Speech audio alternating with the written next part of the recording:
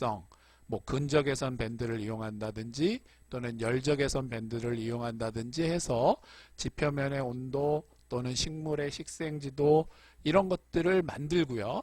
특히 수치지도나 토지피복지도와 같은 공간 DB를 이용해서 KMZ 파일을 만들 수 있습니다. 이렇게 만들어진 자료를 구글 어스에 그렇죠? 같이 연동해서 비교해 볼 수가 있고요. 이를 클릭해서 구글 어스 위에 여러분들이 다양한 레졸루션의 데이터를 올려볼 수 있겠는데요.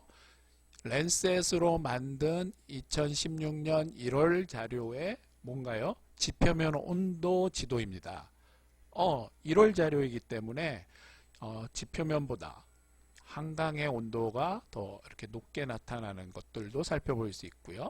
한여름이라면 좀 더 다르겠죠? 여기는 어딘가요? 김포공항입니다. 김포공항 활주로가 온도가 좀 높게 나타나는 것도 볼 수 있고, 그렇죠? 자, 이런 지표면의 온도는 위성이 통과하는 서울 지역을 통과하는 오전 11시경에 촬영한 거고요. 1월달 오전 11시경 또는 지금과 같이 날씨가 더운 6월달 오전 11시경 지표면의 온도가 다 동일하진 않겠죠? 변화합니다. 그 변화하는 지표면의 온도를 내가 여러 장의 랜셋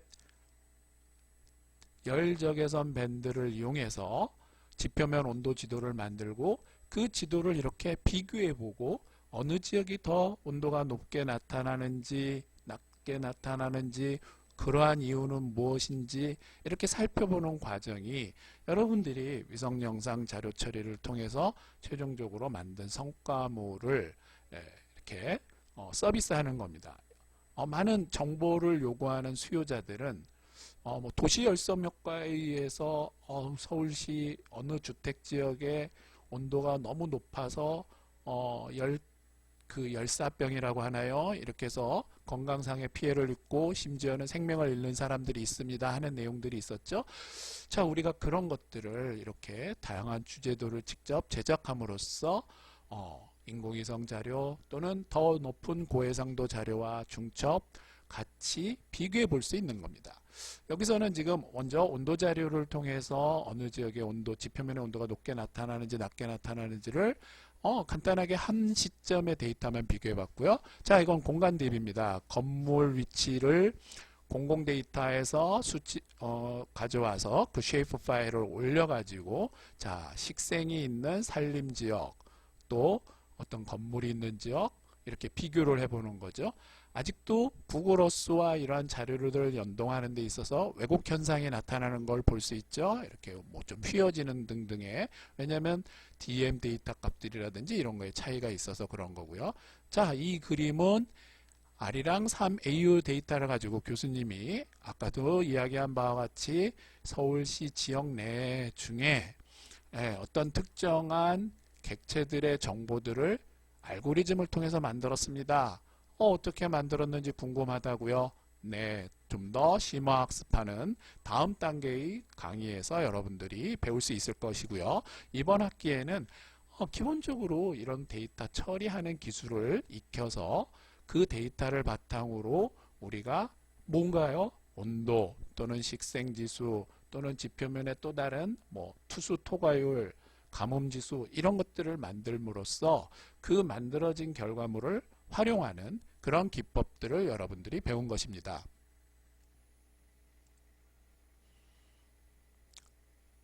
구글 어스는 위성 영상을 활용한 굉장히 좋은, 어떻게 보면 최고의 플랫폼이죠. 네이버나 다음에서도 이와 같은 구글 어스와 같은 컨텐츠를 제공하고자 노력하고 있고요. 카카오맵이라든지. 자, 우리는 어쨌든 여러분들이 이와 같은 기초적인 데이터를 처리하는 기술을 바탕으로 해서요. 실제로 어떤 시점에 2020년 6월 6일 어떤 서울 지역의 지표면 온도를 랜셋 데이터로 다운받아서 만들고 가장 최신의 데이터로 이렇게 구글 어스 포맷에 연동해서 만드는 거는 직접 만든 사람이 가장 최초의 데이터를 생산자가 되겠죠. 그렇죠. 나사에서도 해주는 게 아니고요. 구글 어스에서도 그거는 우리가 마치 개개인이 어떤 정보를 만들어서 유튜브에 정보를 올리듯이 여러분들이 직접 이런 정보를 만들어서 제공할 수 있는 생산자가 되고, 어떤 경우에는 기업에서 이런 걸 서비스하고 싶어 할 때 여러분들이 그 기술을 가진 전문가로서 역할을 하게 되는 겁니다. 자, 계속 말씀드린 것처럼 랜셋의 다양한 시점의 온도 데이터를 여기다 만들어서 게임젯 파일로 데이터베이스를 구축하고, 또 그 시점에 무엇을 만들었나요? 식생지도나 또는 공간 정보로 건물, 도로, 산림, 이러한 공공 데이터의 DB들을 활용해서 우리가 만들어진 정보들을 나만의 플랫폼으로 이와 같이 제공하는 겁니다. 자, 색상이 높은 지역은 온도가 높은 지역, 또 낮은 지역, 식생이 많아서 어떤 객체에 있어서의 공간적인 특징을 추출하고 그걸 서비스하는 이와 같은 플랫폼으로 제공할 수 있는 거죠. 구글 어스라고 하는 이 플랫폼의 KMZ로 내가 만들어진 정보들을 이렇게 같이 연동해서 동영상으로 제작해서 기말과제를 제출해도 좋습니다. 이미 기말과제를 제출한 학생은 수정 보완해서 추가적으로 제출해도 좋겠고요.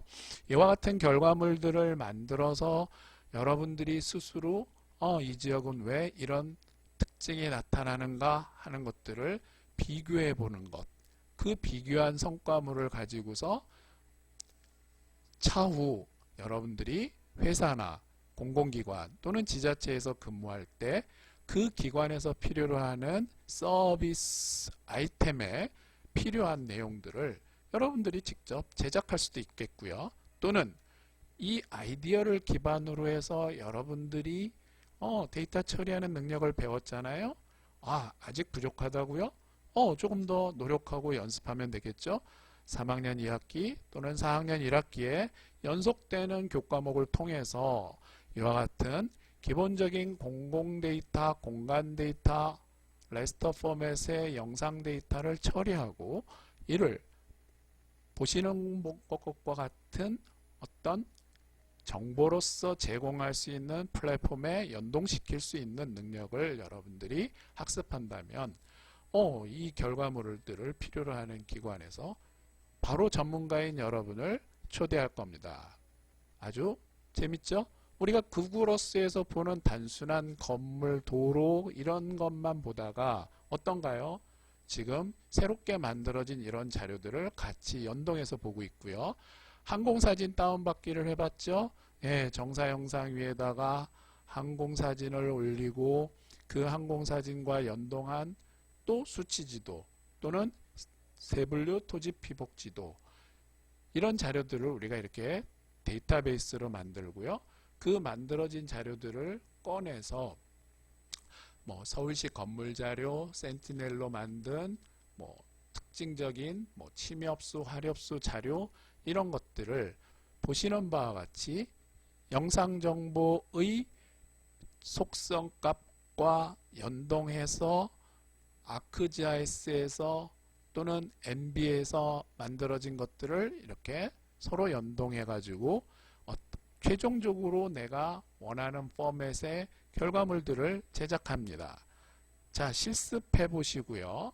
본인의 포트폴리오로 또는 본인이 만들고자 하는 아이디어로 항공 영상을 다운받아서 K3A 또는 랜셋 또는 센티넬 데이터를 이렇게 상호 비교 중첩함으로써 2016년, 2020년 어떻게 변화가 이루어졌는지 변화 탐지, 체인지 디텍션을 해볼 수 있겠고요.